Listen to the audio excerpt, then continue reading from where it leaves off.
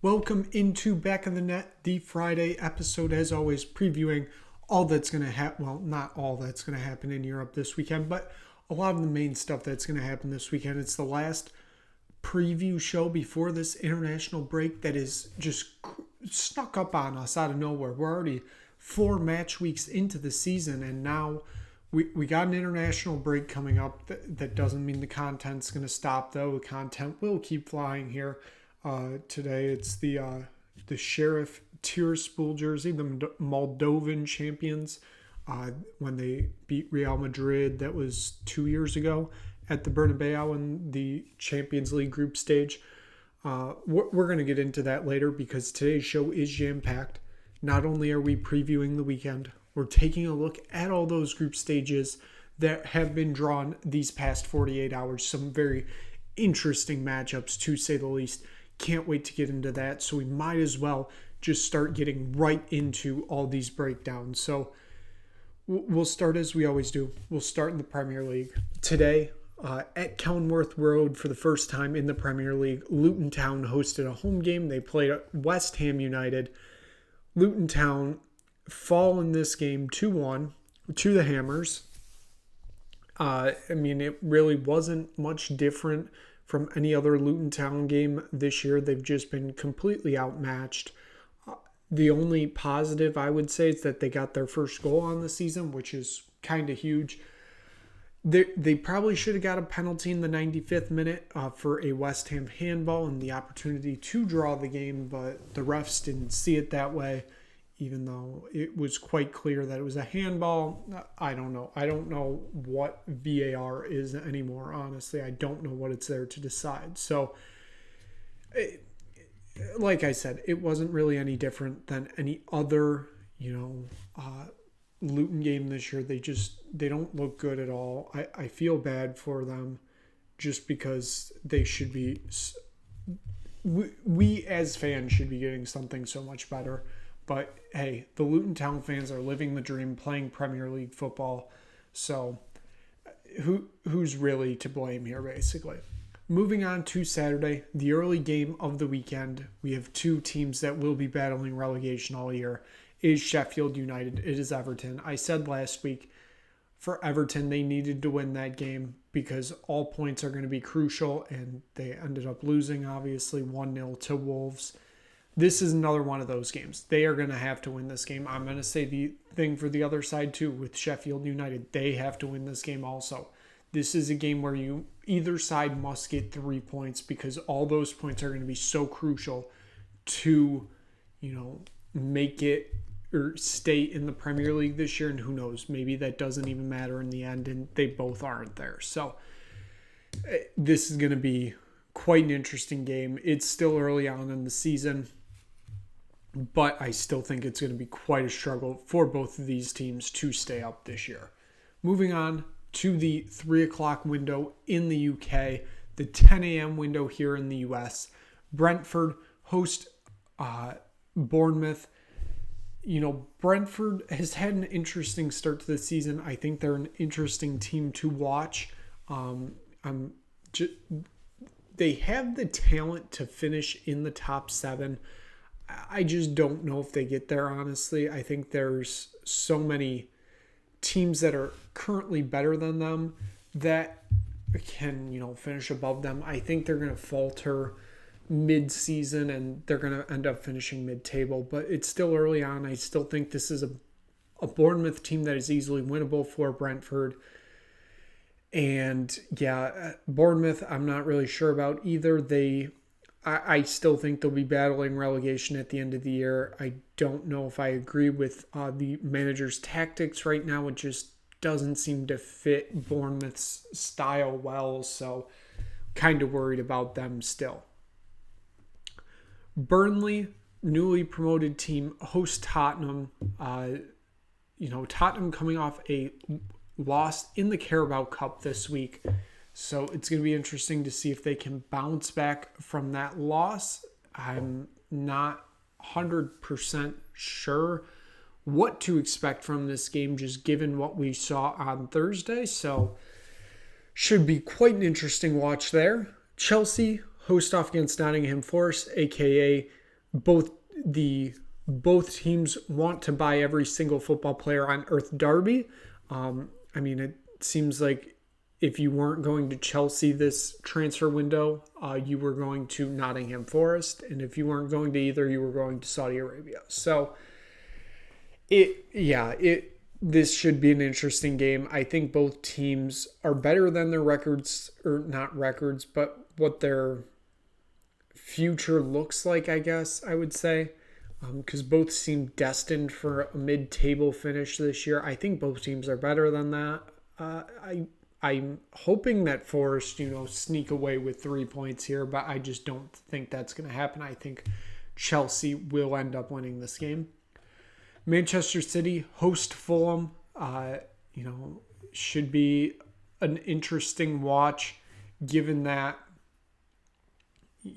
we're going to probably expect Erling Haaland to score at least another goal or two. I said that last week and he only scored one, so I'll just say a goal or two in this game just because he's Erling Haaland and he's inevitable.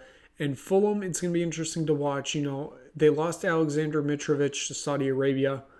Now I don't know. I think they're going to struggle more this year than originally expected because of that. So it's going to be an interesting watch with that.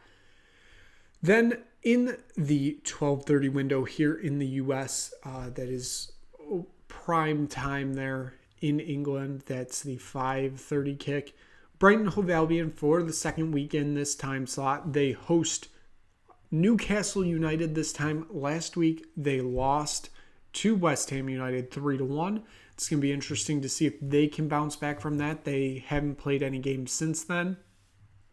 So you probably got a lot of built-up tension because of that game. We're going to see a Newcastle team that's coming off a 2-1 loss where you gave up 2 goals in the last 10 minutes to Liverpool. So both sides have something to fight for and prove that they're not this week. So that should be an entertaining watch. Then Sunday, we have 2 games in the 9 a.m. window. Crystal Palace and Wolverhampton Wanderers. And then Liverpool against Aston Villa. I think the Liverpool-Aston Villa game is sneaky good because I think both sides are quite good this year. So I'm excited to see where that goes. And then in the 11:30 window, probably the game of the weekend. It is Arsenal versus Manchester United. Both sides obviously competing for top 4 this year. Should be quite an interesting watch. I'm interested to see how both teams respond. They both have interesting starts to the season that have left a lot more questions than answers. And, this is, for both sides, a game where you can turn and say that was a turning point for the season so far. So, going to be interesting to see what happens with that. And that will wrap up the first 4 weeks of the Premier League once that game ends. And then, like I said, we're headed to an international break. So, a lot of good football ahead for the Premier League. So, we now move on, as we always do. We're going to head to the south. We're headed to Spain. We're headed to La Liga, where we had 2 games today. Cádiz defeated Villarreal 3-1, and Almería lost 3-2 at home to Celta Vigo. Nothing terribly interesting to report from those games, so we'll just move on. In the Saturday's window, 8 a.m. you have Real Sociedad against Granada. Real Madrid against Getafe at 10:15 a.m. Eastern Standard Time.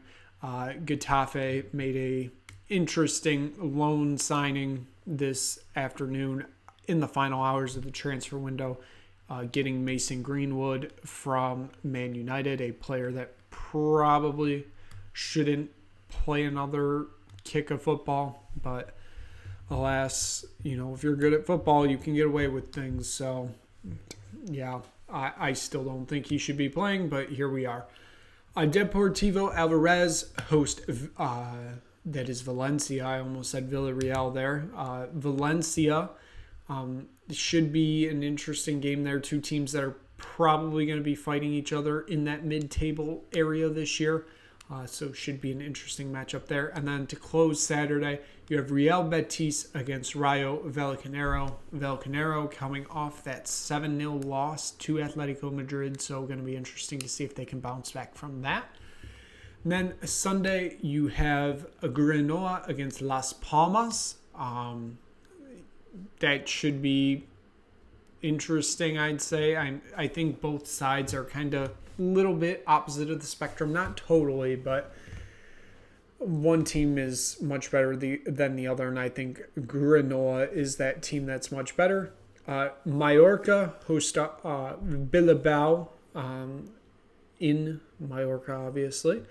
Atletico Madrid host Sevilla. Sevilla, it's been a rough season to start for them. They need to bounce back somehow as we're headed into that European play, which we're going to get to once we get through these leagues. So going to be an interesting watch there. And then Osasuna host Barcelona. Barcelona has had an okay start to the season. Not obviously what they would want, I think, but it's good enough for now that,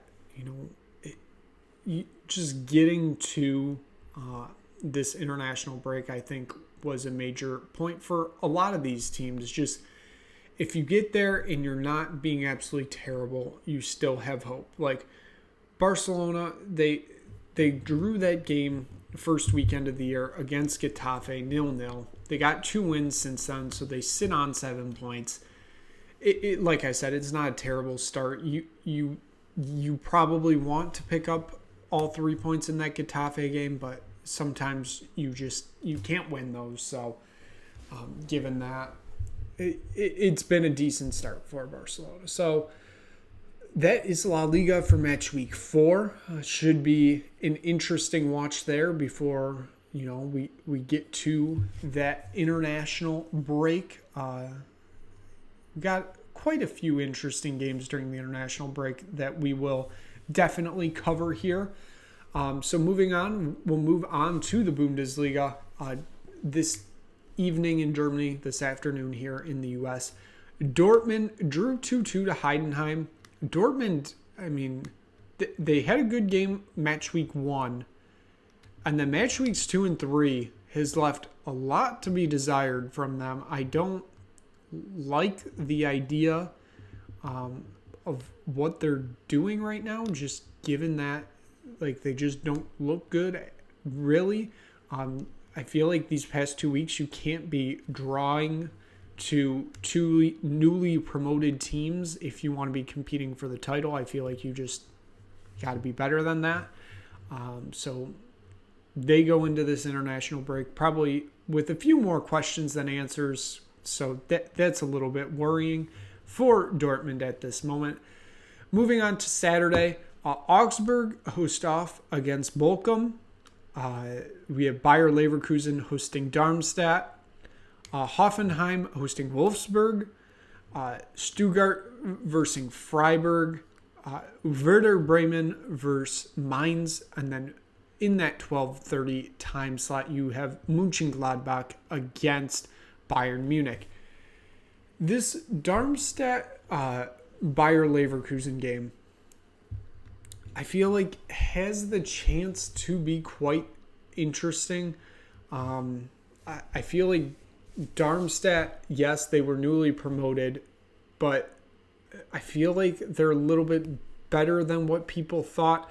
I don't think they're going to go out and just win at Leverkusen by 3 goals, but if they can get a draw here, I think they'll take that as a win, just because, you can't pick and choose when you get your points. And if you can get points against a big team like that, I feel like that is a major factor for them there. So that's something to watch for there. I think that Hoffenheim-Wolfsburg game should be quite interesting also. I think those are near the end of the season. Those are going to be 2 teams fighting for those final European slots the way they're playing right now. So that should be something to very much watch for there. And then, of course, Mönchengladbach going up against Bayern Munich. It's going to be interesting what Bayern Munich can do because, they've just had so many good games to start the season. Can they keep that up? Harry Kane seems to be averaging 2 goals a game, so it's going to be interesting to see if he continues that streak. Then we move on to Sunday. You have Köln traveling to Frankfurt to face off against Eintracht Frankfurt. And then you have Union Berlin, the current team at the top of the table right now, hosting off against RB Leipzig. I'm excited for that game. I'm hoping it's a very good game. But I also can see a scenario where RB Leipzig just score like 2 in the first 5 minutes. Or not 5 minutes, 15 minutes, I should say. And then it's basically all over from there because Union Berlin are a very defensive team. Going to be quite interesting to see how that game plays out. I'm very interested to watch that. So given that is it for Germany. So we will head finally to our last league that we always do here. We head to Italia. We head to Serie A. And obviously the people in Italy love their football. But there's bigger event in Italy this weekend, the Italian Grand Prix. If the Italians love football, they love motor racing and Scuderia Ferrari more. So big event happening all over Italy this weekend. We'll start with the 2 matches that happened today. Serie A are usually the ones that hold out and start all their games on Saturday, but they played some on Friday this week. So we had Sassuolo get a 3-1 victory at home against Hellas Verona. And then you had AS Roma, another loss for them. That is 3 losses in 3 games for Jose Mourinho's men.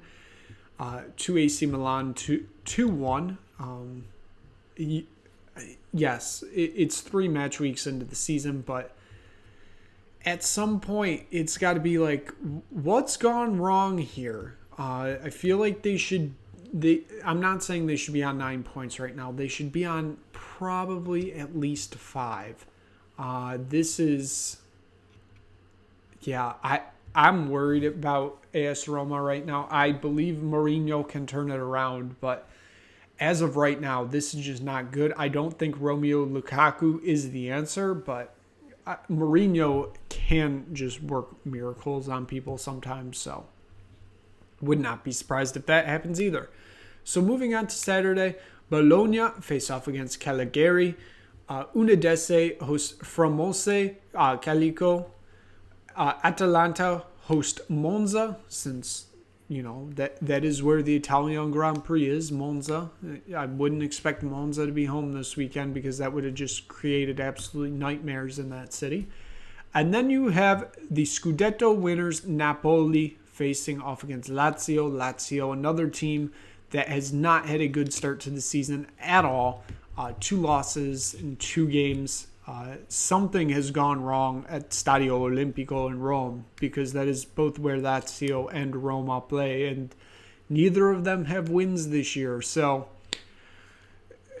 Lazio look to turn it around. I feel like it's going to be a very difficult task, given they're playing the Scudetto winners, who, while they lost players, they still look quite good. So that's going to be an interesting storyline to keep following this season. Moving on to Sunday, you have Inter Milan hosting Fiorentina, Torino hosting Genoa, Empoli hosting Juventus, and Lecce hosting Salernitana. I'm excited for this Inter Fiorentina match. 2 teams that made it to European finals last year. Italy had 3 teams in all 3 European finals and came away with 0 trophies. Just felt like that needed to be mentioned. But Inter and Fiorentina should put on a good match, hopefully at the San Siro. Hopefully it's a good match. I can see this being a runaway for either side. I don't think it's going to end up being that way, though. I think Inter Milan pull it out, though, given that it is at the San Siro. And also factoring in that Fiorentina just sold Sofian Amrabat to Manchester United. So that's a big hit for Fiorentina, and hopefully, they find a way back from that. So, given that is going to be Serie A for this match week 3 for them, and given that is it for European football. We'll obviously recap it on Monday, but that is it, as we are now up to an international break. That will be another week and a half, basically. So, show looks a little bit different next week, but hey, that's what we're here for. We're here for all the football. So, like I mentioned earlier, big event happening this Thursday. It was the UEFA Champions League group stage draw. The final ever UEFA Champions League group stage draw. Quite sad, to say the least. The format of the whole competition is changing next year because they have to add 4 extra teams to make more money. So group stage will be dissolved. It turns into a table format, which is I don't know what I don't know. That's something to figure out next year. We need to bask in the glory of the group stage this year. So let's take a look at how these groups played out. So in Group A, you have Bayern Munich, Manchester United, Copenhagen, and Galatasaray. It's most likely going to be Bayern and Manchester United going through there. But both Copenhagen and Galatasaray both can create some chaos in that group, and I still expect Bayern most likely to top that group. It's Manchester United I'm more worried about there, with somebody like Copenhagen or Galatasaray sneaking up and, stealing some points and ending up with that second spot transfer to the knockout stages. Group B, you have the Europa League winners Sevilla, Arsenal, PSV Eindhoven, and Lens. This is one of the most Europa League looking groups I've ever seen. All these teams look like they belong in the Europa League, but alas, it's going to be Sevilla. Or I shouldn't say that. I should not say that Sevilla are going to go through here, because they almost never do. And then they usually finish in third, head to the Europa League, and end up winning it. So Arsenal are probably the ones that top the group here. Then it is a fight for second, I think. I think all 3 of these teams could advance here. I don't think there's really a true weak link there. If I had to pick one right now, I'd probably go with Eindhoven out of the 4, and then I'd say Sevilla go to the Europa League and somehow win it again, even though they are completely out of form right now in La Liga. Group C, I said this could be a sneaky good group because I think all 4 teams are quite good here. You have the Scudetto winners, Napoli. You have Real Madrid, the biggest club in the world, 14 Champions League titles. You have SC Braga, who make their return to the UEFA Champions League group stage since 2012. And you have Union Berlin, their first ever appearance in the UEFA Champions League, a team that is just, they're good all around. They haven't had that aha moment in European play yet. With the way they've been playing, they have those chances, but just to watch the build of this team has been absolutely amazing. I mean, it was 4 years ago they got promoted to the Bundesliga. That year that they got promoted, they finished in a Conference League spot, I believe it was. Then the year after that, they finished in a Europa League spot. Then the year after that, which was last year, they finished in a Champions League spot. So they just keep jumping up the European ladder. Moving to Group D, you have the Portuguese champions Benfica. You have the Champions League finalist Inter Milan. You have FC Salzburg, and you have Real Sociedad. I think Inter win this group. I think the fight for second is between Sociedad and Benfica. I think Salzburg finish 4th no matter what. Group E, you have the Dutch champions Feyenoord. you have Atletico Madrid, you have Lazio, and you have Celtic. I think Atletico topped this group. If Lazio's form continues as it is in Serie A right now, this is very much an open race for second place for that second transfer spot to the knockout stages. So I think there's going to be a fight for that second place spot here, but I still think Atletico run away with the group here. Group F, very much the group of death. This is one of the most group of deaths I've ever seen. This just has so many amazing storylines in it. You have Paris Saint-Germain, you have Dortmund, you have AC Milan, and you have Newcastle. 4 teams on really 4 different spectrums, I'd say.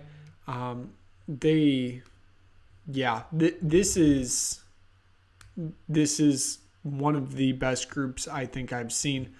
I think 3 of the 4 teams are really competing for that first spot. I don't think Newcastle I don't think they have the talent to compete with the other 3. I think they finish 4th in this group. But then the other 3, that is going to be quite an interesting battle to see how this plays out. And who ends up topping this group, who finishes second in this group, and who finishes in that Europa League transfer spot. Like I said, I think Newcastle finished 4th. I don't think they have the talent for this. Looking at Group G, it's another almost comically easy draw for the champions, Manchester City, as they have Leipzig, which it seems like they face Leipzig every year. You have Red Star Belgrade, and then you have Young Boys, Man City, and Leipzig most likely go through here, and then the other 2 fight for that final spot, and it probably ends up being Red Star Belgrade, whereas they do like to say Kredzava Zavita. It's Red Star Belgrade. Then finally, Group H, you have Barcelona, the Spanish champions. You have Porto, you have Shakhtar Donetsk, and you have Royal Antwerp, who are making their first appearance in the Champions League also. Very excited to see how that plays out there. So moving on, we're going to move on to the Europa League here because, we might as well. Their draw was this morning, I should say. So we'll just take a look here. Group A, you have West Ham, Olympiacos, Freiburg, and Baka Topalala. Group B, you have Ajax, Marseille, Brighton, and Athens. Group C, you have Rangers, Real Betis, Sparta Praha, and Athletic Limassol. Group D, you have Atalanta, Sporting Club de Portugal, Sturm Graz, and Rakow. Group E, you have Liverpool, Lask, Union Saint-Gilloise, and Toulouse. Group F, you have Villarreal, Rennes, Maccabi Haifa, and Panathinaikos. Group G, you have Roma, Slavia Praha, Sheriff Tiraspol, and Servette. Group H, you have Bayer Leverkusen, Karabag, Mol, and Hakanen. Group B, biggest storyline here. This is just such an amazing group here. 4 just very good teams. For Brighton fans, these are basically, it's their first time in Europe ever. And you're getting most likely the 3 best away days that you can get in the in Europe, I should say. You get to go to Amsterdam. You get to go to Marseille.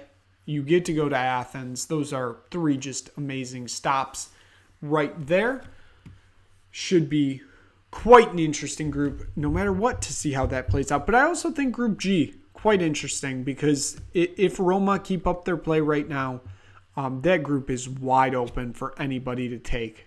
Should be quite interesting. And I think Group E too. Liverpool, Lask, Union Saint-Gilloise, and Toulouse. All 4 teams, Liverpool obviously had the advantage to win that group there, but I think all 4 teams could possibly win that group. So given that, we will move on to the UEFA Europa Conference League, which is just going to go by Conference League a year from now. I don't know why they did that in the first place, adding the Europa to it, because, Conference League, Europa Conference League, it sounds weird. So we move on to those groups. Group A, you have Lille, Slovan Bratislava, Olimpija, and then you have KI Klasovic. Group B, you have Genk, Maccabi Tel Aviv, Dora Luskina, and Breklebek. Once again, I am probably butchering these names. As we get into the more obscure the names become, and they're probably being pronounced completely wrong here, but I am sorry to the fans of these teams. Group C, you have Dynamo Zagreb, Victoria Pilsen, Astoria, and Boccolini. Group D, you have Bruges, Bodo Glimt, Besiktas, and Lugano. Group E, you have AZ Alkmaar, Aston Villa, Liga Warsaw, and I honestly do not even know that one. Zrinski or something to that nature. Group F, you have Ferencváros, Fiorentina, Genk, and another one, Krukonekti or something like that. I honestly don't know. Group G, you have Frankfurt, PAOK, that is Helsinki, Aberdeen in that group. And then in Group H, you have Fenerbahce, Ludogorets, Ratskad, Sparta Trevina, and Norrköping.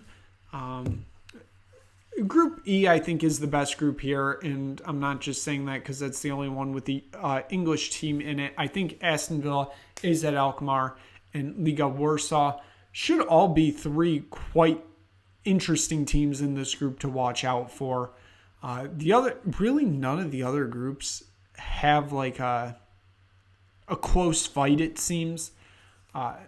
There is always the chance, though. A lot of these teams are looking, especially like if you get into the really obscure ones that can't be pronounced, they're looking to make it to the knockout stage for most likely the first time ever in their club's history.